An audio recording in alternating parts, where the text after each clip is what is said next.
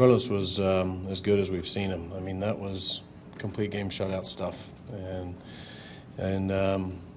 really got into a good rhythm. And, in their seventh, got a little excited, I think, once he got a couple outs and changed that rhythm a little bit. But did a great job of getting it back together, and just a big day. I mean, their guy pitched well too, and just kind of matched up. And Carlos was everything we needed. He talked after the last outing that he really tried to just extra focus, better location with his pitches.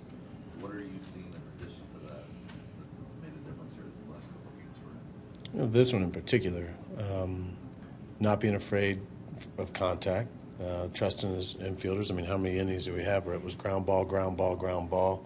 That allows him to be at 65 pitches through 6. I mean, that's incredible. And, we're not opposed to the strikeout, and there's time for that. And you saw that late. That last slider he threw to get the last strikeout was filthy. And he's got that ability. But I think he's seen that he can be more efficient, more consistent if he's just trusting the movement. He had phenomenal movement on his sinker today. Even in the bullpen, they were talking it was running the width of the plate. Just to get it on the plate, you're almost having to sit on the opposite side. And so that's something that's fun to play with, because you're going to see some swing and misses like we saw today. You're going to see a lot of ground balls.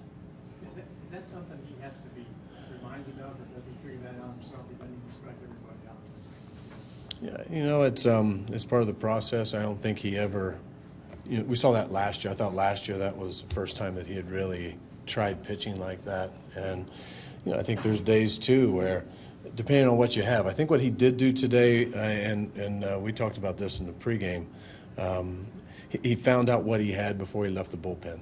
And he saw that he had really good movement, but he had the velocity to go with the movement. And I think he built his game around that and made his slider better, and his changeup was sharper if he just trusted that sink. And he comes out the next time, it might not have that same kind of movement, and he's going to have to trust on the four-seamer. He's going to trust on the breaking ball and changeup more. But I think he had a real nice idea by the time that he got to the mound, and it felt in a real good rhythm, and then began to execute from the very first pitch. What do you like how he responded? Obviously, you're kind of starting to feel the buzz that goes around as he goes inning after inning without a hit, and they get one, and he comes right back. There's a wild pitch and a walk, but he kind of got right back on track. Yeah, I really didn't see him fluctuate at all, maybe until the 7th. I don't know what happened there when he gets 2 ground ball outs, and then all of a sudden he's quick pitching. I mean, it was interesting. I mean, that'd be worth talking about at some point, and we get away from today as a learning opportunity, because there was just so much good. But what could he have done to possibly help push him? Those last few outs that he needed. And, that's asking a lot, because what he did was fantastic. But we're always preaching with him and a lot of the other guys, too, who are still trying to find out the player that they should be. What is it that's keeping you from consistent performance? Is there something that gets in your way? And how can we fix that? And, he just keeps getting closer to that all the time, and then we have rough days. But I think he's got a baseline of what he wants to come back to.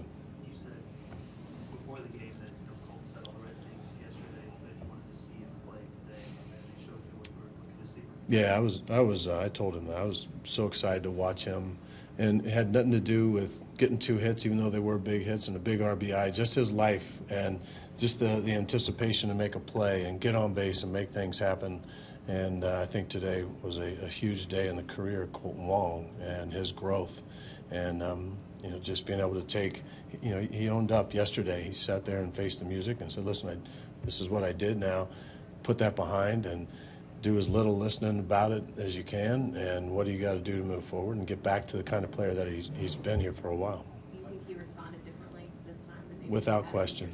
Without question. In years past, would you have been maybe hesitant to put him back out there the next day? No, not necessarily. I mean, he's played so well. Right. I mean, I always try and figure out, too, I think as a coach or teacher, you try and figure out what the keys are, and we had more communication maybe this time, and that's on me. And I'll continue to try and do that with different guys and figure out what it is that I can do to help them get through those tough times, even if it's just a one-day thing. And so, we all are looking how to get better.